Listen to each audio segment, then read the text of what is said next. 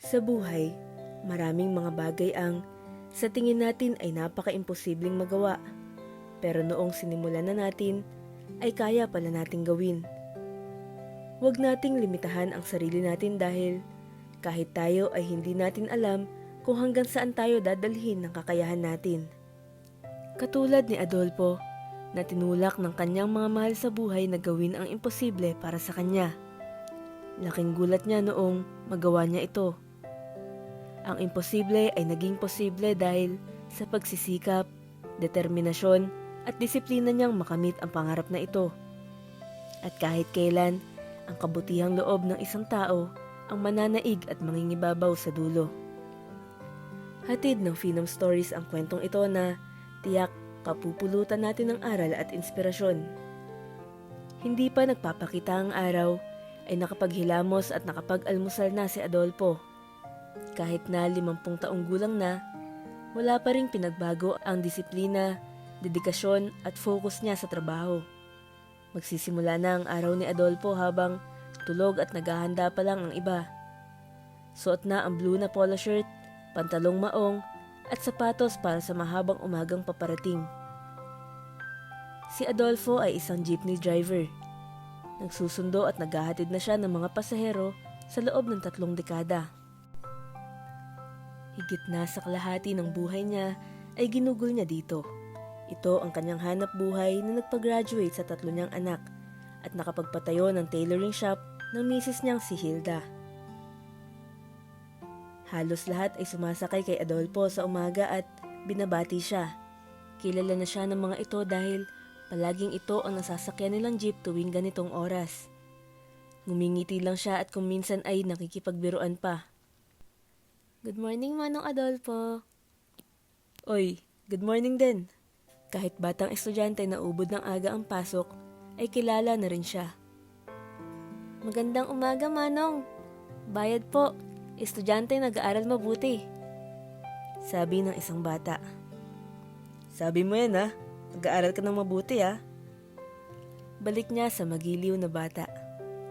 Para kay Adolfo, hindi niya tinitingnan itong ginagawa niya bilang trabaho niya dahil minamahal niya ang profesyong jeepney driver. Dahil dito, marami siyang kakilala, naging kaibigan, kainuman at kabiruan. Ang bawat minuto nito ay ine-enjoy niya lang dahil kapag sobrang sineryoso niya ay baka ayawan niya ito dahil sa sobrang pagod. Sa loob ng 3 dekada ay hindi lang ang daanan ang saulado niya, bagkus maging ang mga taong nakakasalamuha niya sa araw-araw. Nagagawa niyang basahin ang mukha ng mga ito.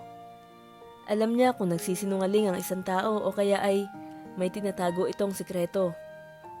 Ito ang isa sa mga kakayahan na natutunan niya dahil sa mahabang taon niyang pakikipag-usap sa tao.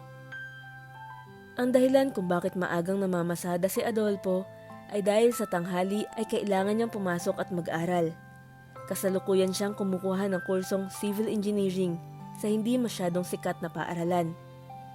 Noong una ay hindi masyadong fan si Adolfo ng balik eskwela o muling pag-aaral dahil ang mga kasabayan daw niya ay 20 hanggang 25 ang edad.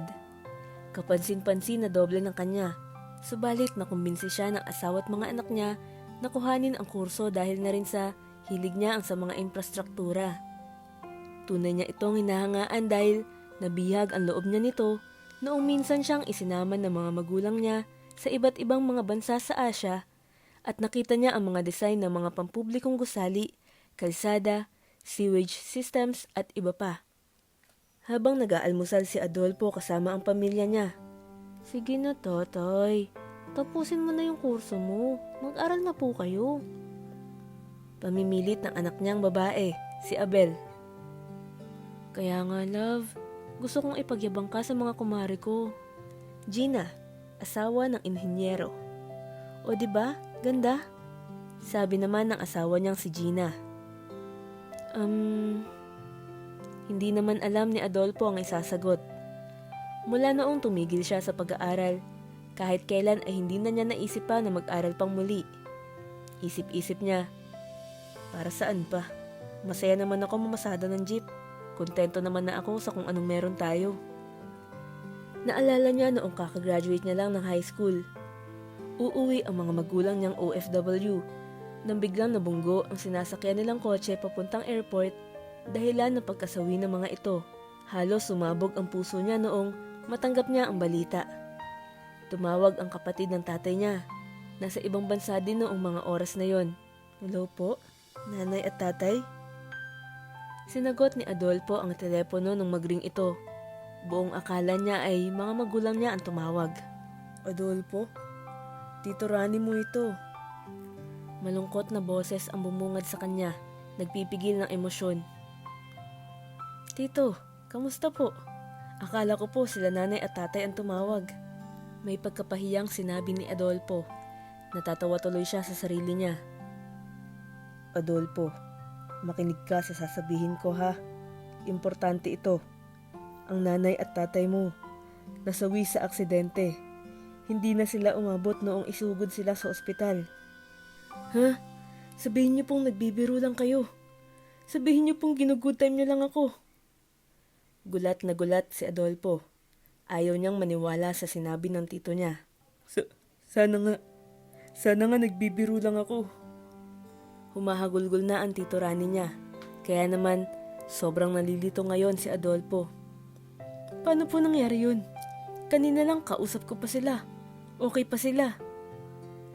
Hindi na muna nagsalita ang tito niya. Maririnig na umiiyak na si Adolfo. Hindi na niya napigilang umagos na parang ilog ang mga ito.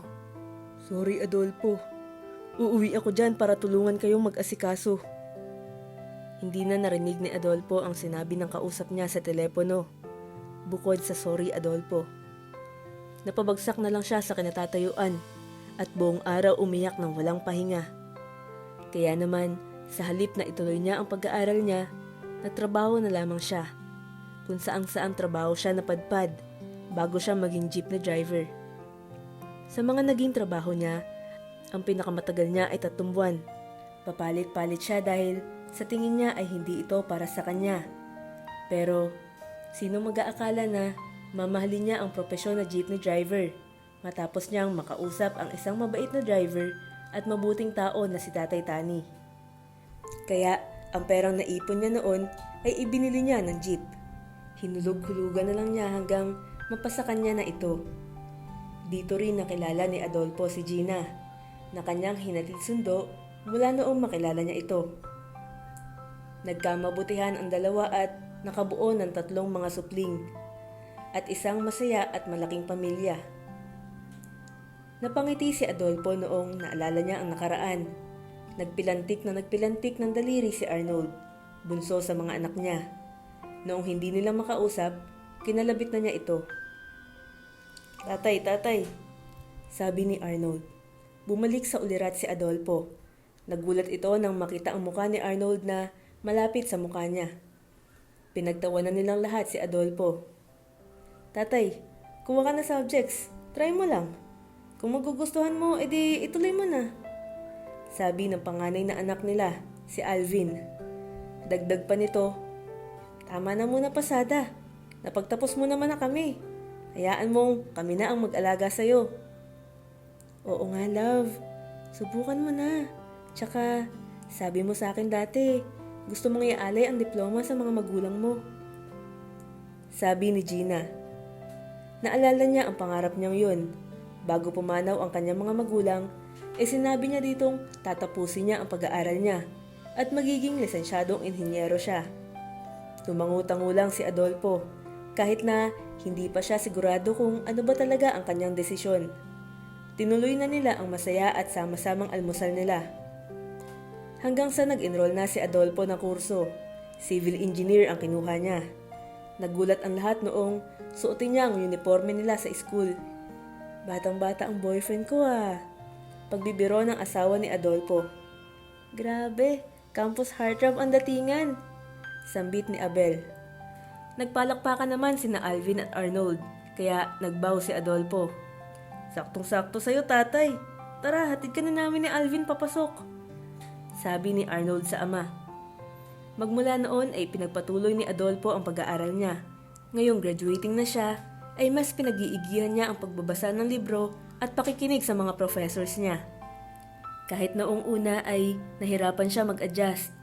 Pinagtitinginan at pinagtatawanan siya ng ibang estudyante. Noong tumagal at makausap nila si Adolfo, ay nagustuhan na nila ito. Nagbago ang tingin nila dito at naging kuya-kuyahan at tatay-tatayan pa ito ng iba. Ipinagpatuloy ni Adolfo ang pamamasada sa umaga at sa tanghali naman ay uuwi siya at maghahanda para sa klase. Lumipas ang ilang buwan na ganito ang nangyayari hanggang sa makasampa na siya ng stage. Nakapagtapos na siya ng kinuhang kurso, ang civil engineering. Palakpakan ng mga tao noong tawagin ang pangalan niya, Adolfo Bustamante Jr. Pati ang mga matatanda at magulang na. Nagulat noong makita ang 50 taong gulang na graduate ng kolehiyo at patuloy na tinutupad ang pangarap. Na-inspire ang marami sa kwento ni Adolfo. May mga media pa na nag-interview sa kanya matapos ang graduation. Todo palakpak ang mga anak niya, lalo na ang asawa niyang si Gina. Lumabas ang kwento niya sa dyaryo at internet. Maraming mga matatanda at mga huminto sa pag-aaral ang humanga sa kanya. Gustong bumalik at tapusin ang kanilang nasimulan. At ang lahat ng ito ay dahil sa kwento ni Adolfo. Hindi niya binago ang nakasanayang routine niya. Maaga siyang gigising para mamasada. Sa tanghali naman ay magre-review siya para sa darating na board exam. Noong una ay kontento na siyang pumasa siya. Pero tinulak siya ng mga mahal niya sa buhay na abutin ang pangarap nitong magkaroon ng lisensya at magtrabaho sa mga kumpanya bilang isang inhinyero. Suportado siya ng mga anak niya. Kung hindi siya lalabas ng kwarto dahil sa pagre-review, dadalan siya ng merienda o kaya pagkain. Hindi rin siya inaabala ng mga ito dahil alam nilang lahat kung gaano kahalaga ito para kay Adolfo. Hinarap niya ang mga pagsubok ng may disiplina at buong determinasyon. Noong 3 linggo na lang bago ang pagsusulit, hindi na muna siya namasada sa umaga. Sa halip ay ginamit niya ang buong oras niya para mag-aral. Buong tapang niya hinarap ang mga pagsusulit ng may determinasyon at disiplina. Tiniyak niyang may sapat siyang tulog at pahinga bago sumabak ulit sa pag-aaral. Buong atensyon ang ibinuhos niya dito, hanggang sa dumating na ang araw ng pagsusulit. Hinatid siya ng kanyang mga anak sa lugar kung saan gaganapin ang pagsusulit. Napagdesisyonan nilang lahat na isang subok lang ang gagawin niya dahil sobra siyang natuyo at binuhos ang lahat para sa 2 araw na pagsusulit. Tapos na ang exam. Sinundo siya ng pamilya niya. Niyaya niya itong kumain sa labas. Hindi na muna nila pinag-usapan ang pagsusulit na naganap. Nag-enjoy lang sila at nag-bonding. Makalipas ang 3 araw, lumabas na ang resulta. Masinsin na hinanap ng pamilya ni Adolfo ang pangalan niya. Ayan, Bustamante Jr. Adolfo. Tatay, nakapasa ka! Lumapit ang lahat para tingnan ang tinuturo ng bunso nila. Ala tatay, congrats po! Sabi ni Abel. Patalong niyakap ang ama. Walang paglagyan ang tuwa ni Gina. Sa sobrang saya ay napaluha-luha na ito. Niyakap siya ng mahigpit ni Adolfo. Nagawa mo, love. Nagawa mo. Sabi ni Gina. Oo, love. Nagawa natin. Maraming salamat sa inyong lahat. Sambit naman ni Adolfo. Nagyakapan ang buong pamilya. Tumalon-talon sila sa sobrang galak. Pumiglas naman si Alvin. Sumigaw sa labas. Engineer na ang tatay ko! Engineer na ang tatay ko! Buong puso nitong sabi.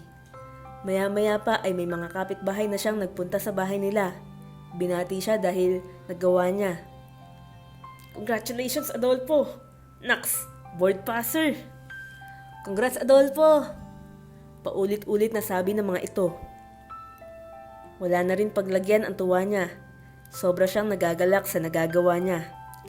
Hindi niya kailanman maisip na matutupad niya ang pangarap niya na pangarap din sa kanya ng mga magulang niya. Nanay, tatay, nagawa ko. Lisensyadong inhinyero na anak niyo. Sinabi ni Adolfo sa isip niya. Nakangiti naman si Gina habang nakatingin sa kanya. Noong mga nakaraang araw, masinsinang binusisi ni Adolfo ang mga kumpanya na gusto niyang pag-applyan. Siniguro niya na maayos ang pamamalakad dito at may magandang reputasyon. Hanggang sa may napili na siyang isa, ang PSEC. Sakto, hiring dito sa PSEC. Kaso, Kailangan magpasa ng papeles dito on-site. Sabi niya sa anak niyang bunso. Opo tatay, mukhang okay na okay po dyan. Ayusin ko na po mga kailangan yung papel. Sabi ni Arnold. Kinabukasan, nagpunta si Adolfo sa opisina ng PSEC sa syudad. Nahirapan pa siya hanapin ito dahil hindi siya pamilyar sa lugar. Nang mahanap na niya ito, hindi agad siya pumasok sa opisina. Nakita niya ang isang grupo ng kalalakihan na parang mag-a-apply din ng trabaho dito.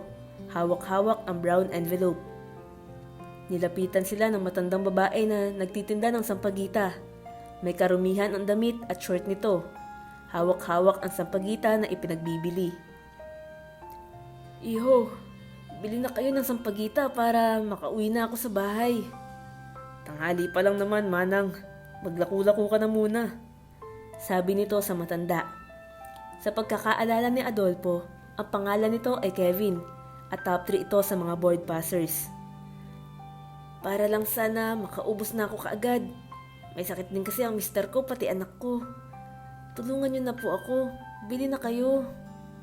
Sambit ulit ng matanda. Wow, may sakit naman ang anak at asawa mo ngayon. Sana kanina mo pa sinabi. Baka naawa kami. Sabi naman ng babae sa grupo nila. Manang, please huwag niyo naman kaming lokohin. Hindi kami pinanganak kahapon. Sabi ng isa pa dito. Iniiba pa ang boses pang-asar. Mga board passers kami, Manang. Huwag kami. Iba na lang lokohin nyo. Hirit pa ng isa. Hindi na nakapagtimpi si Adolfo. Nilapitan niya ito. Mga bata, bakit kayo ganyan makipag-usap sa matanda? Saway ni Adolfo sa grupo. Umilaw ang mata ng matandang babae. Natuwa itong may nagtanggol sa kanya. Biglang baling ng tingin ang grupo kay Adolfo. Naiinis ang mga ito. Nilapitan pa siya ng isa dito na umatras din noong nakilala siya. Teka, ikaw ba si Adolfo? Yung matandang nakapasa ng board exam? Oo nga no, kamukha mo yung matandang yun. Magkano binayad mo para makapasa? Sabi ni Kevin. Tawa na naman ang grupo na mag-a-apply. Ha. Bakit? Ikaw, anong pinagmamalaki mo? Dahil top passer ka? Reset na lahat. Nasa totoong buhay ka na, Totoy. Wala ka na sa universidad. Sabi ni Adolfo. Nayayamot na sa grupo. Akala nyo may pakialam sila sa inyo pagpasok nyo ng pinto? Sorry pero wala. Lalo't kung malalaman nila kung gaano kasama ang ugali nyo. Mga walang respeto sa matanda. Paninermo ni Adolfo sa mga ito. Napahiya naman konti sila Kevin. Kung makakapasok ka man sa kumpanya, wag na wag mong kakalimutan ng araw na ito, tanda. Sinabi nito bago umalis. Sure, bata. Sabi ni Adolfo. Walang pakialam sa pagbabanta nito. Manang, ayos lamang po ba kayo? Huwag niyo pansinin yun. Mga mangmang pa yun sa realidad. Sabi ni Adolfo sa matanda. Ngumiti ito. Nagpasalamat sa pagtatanggol sa kanya. Magkano po ba ang lahat ng sampagitan nyo? Bilhin ko na po. Naku, Totoy, wag na. Sabi ng matandang babae. Ha? Akala ko po ba kailangan nyo dahil may sakit ang anak at asawa nyo? Pagtatanong ni Adolfo, umiling-iling ang matanda. Dagdag nyo na lang po to sa benta nyo. Ito pong 500. Sabi pa ni Adolfo. Tiningnan siya ng matanda. Sabay kinuha ang pera. Salamat, iho.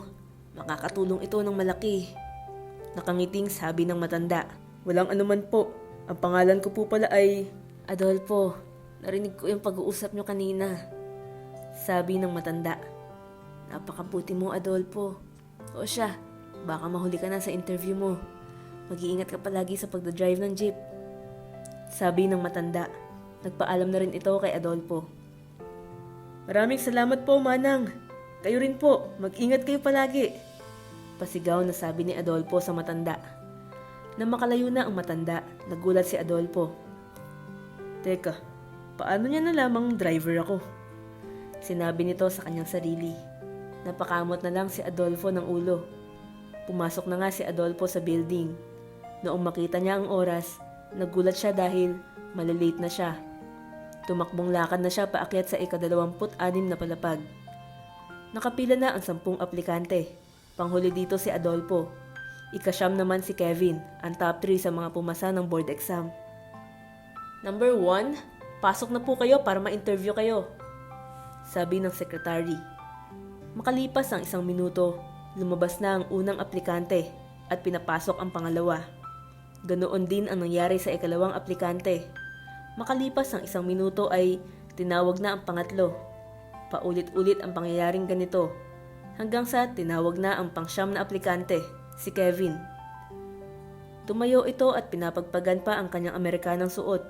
Puno ito ng kumpiyansa na parang siya ay isang bisita sa gusali sa halip na aplikante para sa trabaho.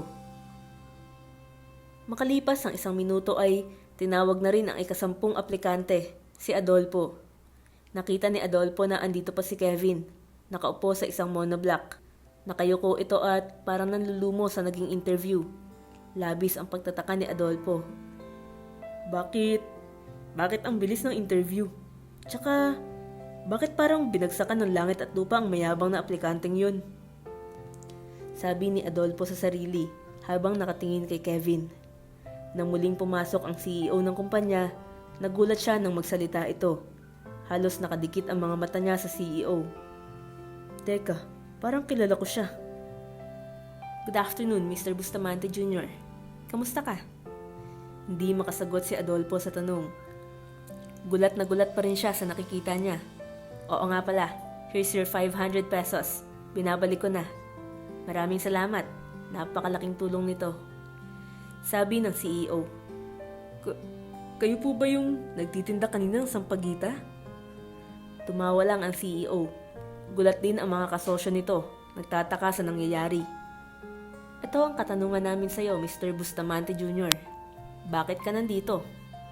Tanong ng CEO. Nanlaki ang mata ni Kevin. Bakit sa kanya ganyan ang tanong? Sa amin, ang tanong mo lang ay kung kilala ka ba namin. Nagtataka si Kevin. Bakit? Hindi mo ako nakilala? Malay ko. Busy ako sa interview para makuha ko yung job. Mali. Ang tamang sagot ay dahil hindi mo ako tiningnan. Kahit kailan ay hindi mo ako tiningnan sa muka. Dahil ang tingin mo sa akin ay maliit lang na tao. Walang kwenta. Walang halaga. Madiing banggit ng CEO. Samantalang si Mr. Bustamante Jr. na minamaliit nyo, tiningnan niya ako at nakipag-usap sa akin. Dagdag na CEO. Nagsenyas ito sa sekretary niya. Palalabasin na si Kevin. Nakayuko at hiyang-hiya si Kevin. Pakiramdam niya ay siya ang pinakamaliit na tao dito sa kwarto. Ang kaninang kumpiyansa niya ay nawala. Naglakad na ito palabas ng pinto. Sorry for intrusion, Mr. Bustamante. Uulitin ko ang tanong. Bakit ka nandito? Sabi ng CEO. Nandito ako para makuha ang trabaho. Naniniwala ako na mas marami akong magagawa at matutulungan kapag nakuha ko ang trabahong ito. Naniniwala din ako na kaya may mga civil engineer na tulad ko ay para tumulong sa kapwa na maayos at mapadali ang kanilang buhay. Naririto ako para maglingkod sa kanilang lahat. Nanlaki ang mata ng mga kasosyo ng CEO. Subalit, hindi na nagulat ang CEO. You're hired. Please start as early as next week. Can you do it? Yes, I can. Thank you so much, ladies and gentlemen. Buong galak na sabi ni Adolfo. Nag-shake hands siya sa lahat at binati siya ng mga ito. Nagkataon na hindi ang pinakamagaling ang hinahanap nila kundi ang pinakamabuting tao dahil mas prioridad nila ang tumulong at maglingkod ng tapat sa mga tao. Nang makalabas na si Adolfo sa building, ibinalita niya sa kanyang pamilya na nakuha niya ang trabaho. Talunan sa tuwa ang mga ito. Love, uwi ka na. O-order tayo ng maraming pagkain at magpa-party tayo. Congrats, love! Natupad mo ang pangarap mo. Sabi ng kanyang asawa na si Gina. Thank you. Maraming salamat sa suporta at paniniwala niyong kaya ko maabot ang pangarap kong ito. Naluluha na si Adolfo sa tuwa. Nagdasal ito at ibinalita sa kanyang nanay at tatay ang magandang balita. Dito nagsimula ang karera ni Adolfo bilang engineer. Naging mahusay na engineer si Adolfo at mahal na mga katrabaho niya. Higit sa lahat, willing siyang matuto sa mga katrabaho niya. Maraming kliyente din ang mga gustong makatrabaho si Adolfo dahil sikat na ito sa kumpanya nila. Kahit na maraming tagumpay ang natamasa ni Adolfo, hindi pa rin siya nagbabago. Binabati pa rin niya ang mga kakilala niya sa tuwing makakasalubong niya ito. Kahit na lumilipad na siya sa alapaap, ang mga paa niya ay nakatungtong pa rin sa lupa. Kung may nagbago man sa kanya, ay mas naging mabait pa ito at naging matulungin sa nangangailangan. Paminsan-minsan ay gumigising pa rin siya ng maaga at namamasada ng kanyang jeep. Mga ka-Phenoms, nagustuhan niyo ba ang ating kwento? Comment niyo naman sa baba. Maraming salamat sa pakikinig. Hanggang sa susunod, dito lang sa Phenom Stories.